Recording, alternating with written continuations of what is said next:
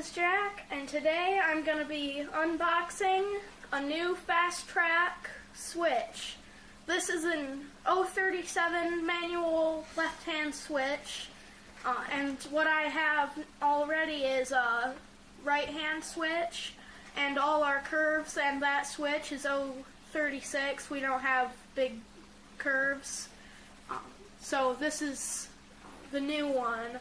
And we got this one because we aren't able to make much of a super big and awesome track, like with a bunch of more than one siding or a double-ended siding without this switch. So now we're able to do all kinds of other stuff. And this is the same box as what the other one was, except it's the left-hand switch instead of right-hand.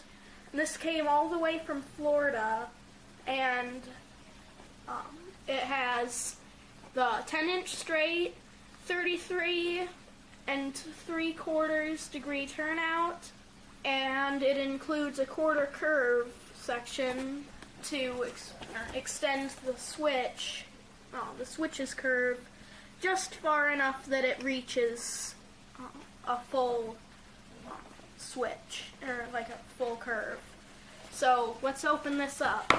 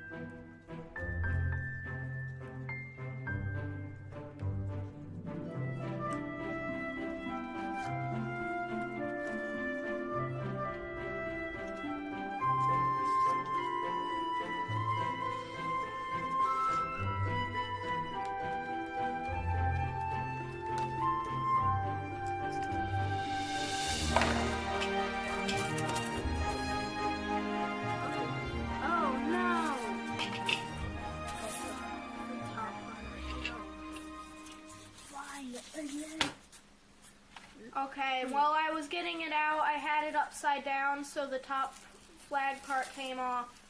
But this is what it is here. That's what it looks like. On the other one time, that broke off also. So that's a very delicate part. You need to be very careful with that.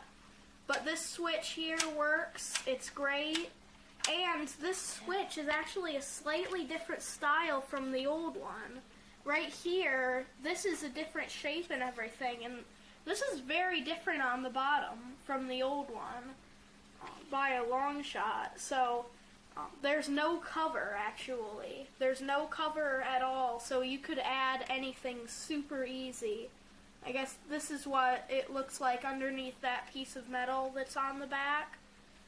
So here there's all kinds of spots. I guess this is a new style they're doing it, but without the metal, but it's in almost every way exactly the same as the other one. It's just it's a left-hand switch instead of right-hand. And don't worry about this, we'll fix this in a bit.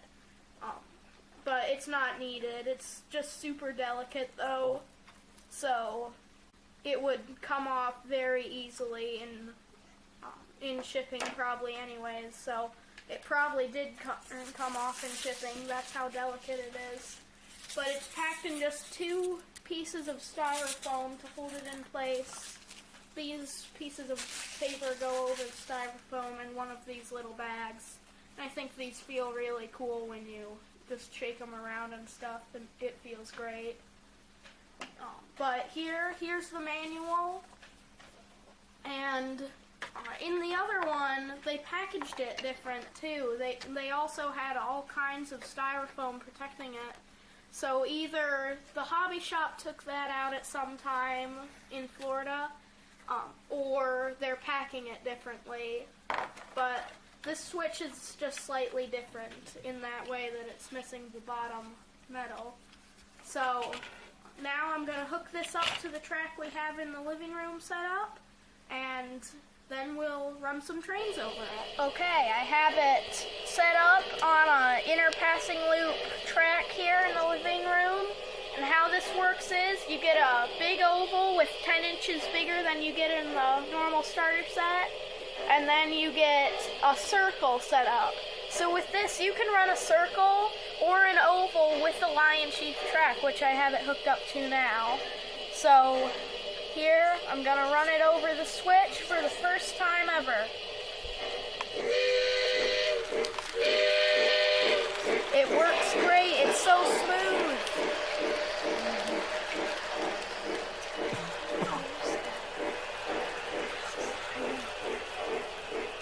And, okay. I have my brother's engine here, Murdoch's engine, hooked up to a Menards boxcar, a Southern Pacific one, and my 3-pack of passenger cars, my Pullman passenger car 3-pack. So now we're going to run this switch, we're going to run the inner passing lane.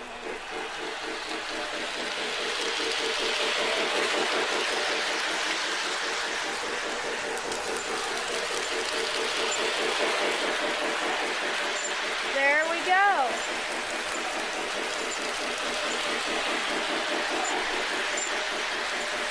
So beautiful.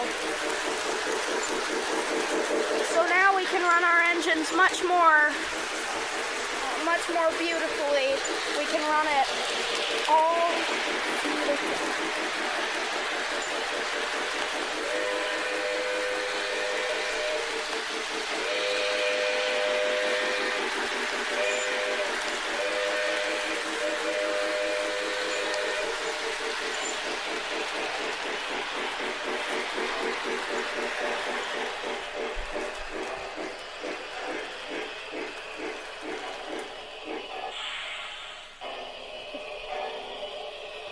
So there we go, there's that. And I'm going to take apart this track and build a long straight from there to there with a reversing loop at each end. So that'll look just like the real thing. Go on a long straight between two cities and then turn around and come back with empty cars. So that'll look great. Alright, we've got it rebuilt and everything here. There's a reverse loop over here with an uncoupling track there because turns out a reverse loop is much bigger than I thought, even with 036 track. And it requires one 5-inch straight for every one. So here, if you're wondering, you need, of course, a switch, 4 straights that way, and 3 straights that way, and one 5-inch straight. And then you'll probably need to get you'll definitely need to get 2 extra curves. But here, this would be done with some additional straights and stuff, and just 2 5-inch straights, the 2 switches, and an add-on pack of 4 curves. So now, let's run this engine. Right now, it's delivering coal to the power plant. So, let's go. And that's the new switch there.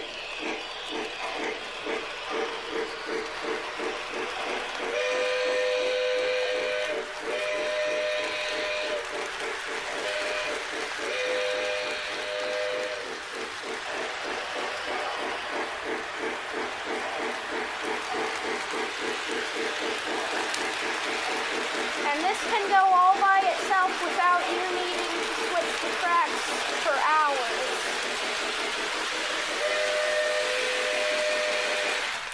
Oh, right there it loses power though. I think there's a bump in the track somewhere.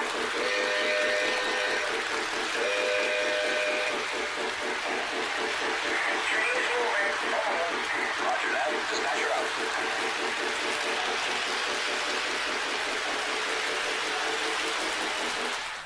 Oh.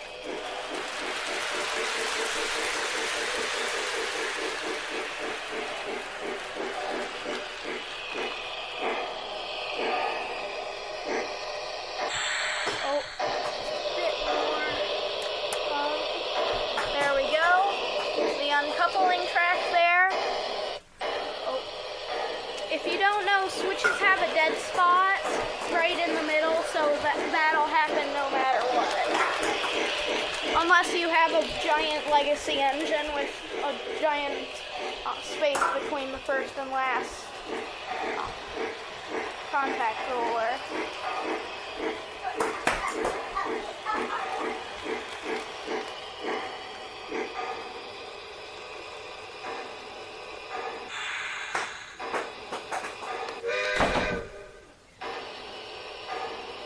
And there we go.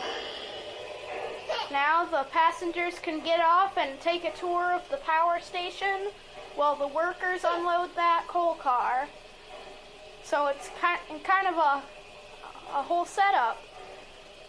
And that is my Menards power station right there. I get a lot of stuff from Menards for the trains, actually. And if you're wondering, the boxcar wouldn't work because the Menards trucks are slightly too wide to be going on curves on switches at higher speeds. So that I took that one off and replaced it with that car. But now also I put a CW80 right there, and I hooked it up right there. It's plugged in behind the piano. So we've got a giant setup. This is layout worthy right here. And if you wanted to go smaller with reversing loops, you could make a regular oval, but with this in it, kind of a bigger oval, and then have a curve directly off of there and get another switch, just like whatever one that is there, and you would put there. So if it's left hand, you need a left hand too, and a right hand, you need another right hand. And then you connect that loop right there. So then you've got two reversing loops in one and an oval. So I'm really excited to have this switch now. There's all kinds of possibilities for tracks now that we have the two switches.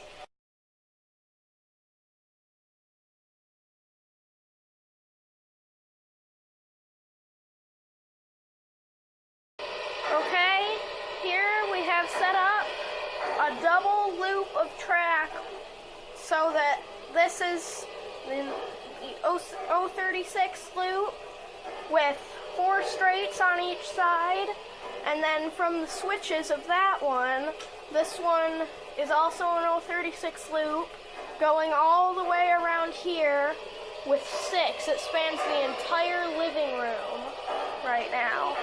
So I have the switches set for the inside loop, so let's give it a try.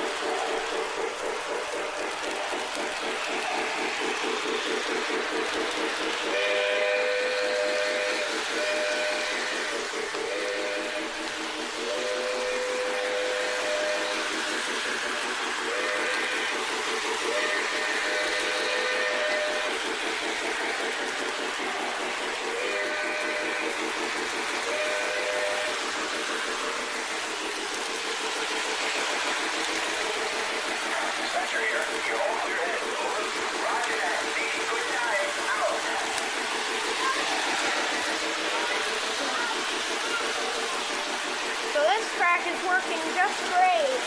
This is the biggest one, though, ever that we've had with just a regular rectangle or oval. So this one, you'd better have a pretty open space for this one, or have plenty of spaces for the track to go through. So that'll be it for the track testing. And now we're going to go to Menards in a bit. So then we're going to get some Bachmann Easy track to run my HO trains, and I'll show you when that happens. Also here, we're at Menards right now, And I bought some Bachmann Easy Track. This is for the HO Santa Fe train so that I can actually run it on more than a 3-piece long straight.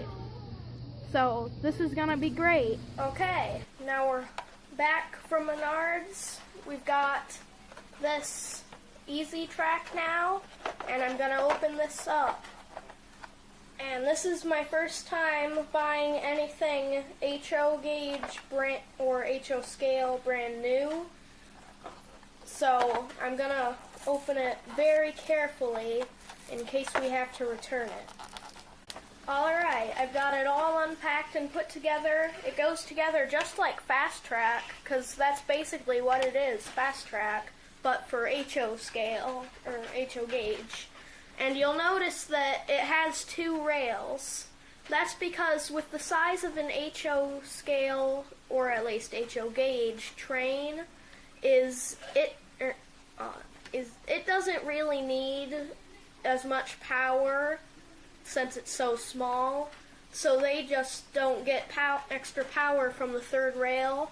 But for O scale trains and O gauge trains, they need a 3rd rail for their extra power most of the time, because they take so much more power because they have so much more to them. Because mostly HO gauge trains don't have sound, and mostly O gauge trains do have sound, at least an air whistle. And if you're wondering what the difference is in size, this is an HO gauge boxcar, or maybe scale. This is an O scale boxcar. So they're very different sizes, and O gauge and O scale is quite a bit bigger.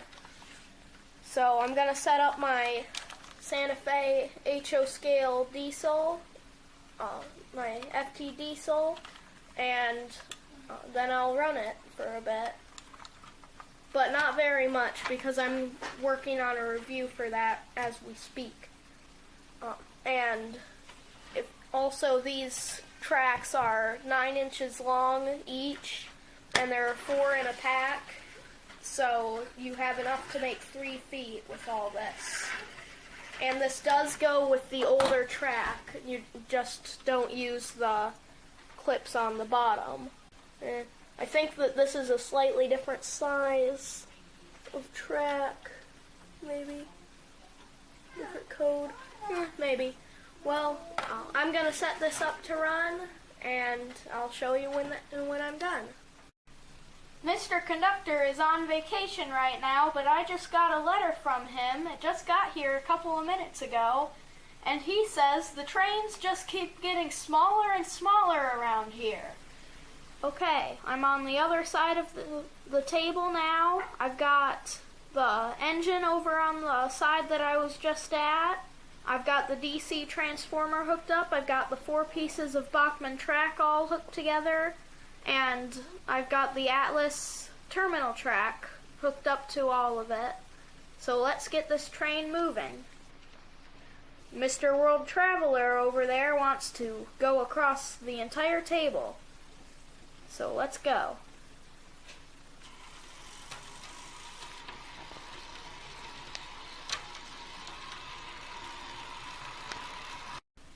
There we go.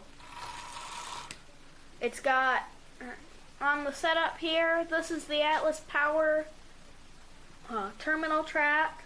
I got the Model Power DC transformer here, and my Model Power FT diesel. So there will be a review for this soon, and I'm about to start making the review and filming it right now, right after I finish filming this video. But that video will be out soon, and I have quite a few others ready. So look out for all kinds of videos from me. They'll be coming soon. So that'll be it for this video. I hope you liked it. I've been using that switch since we got it a couple of days ago, It's taken me several days to make this, but if you liked the video, leave a like and subscribe, and I'll see you next time. Bye!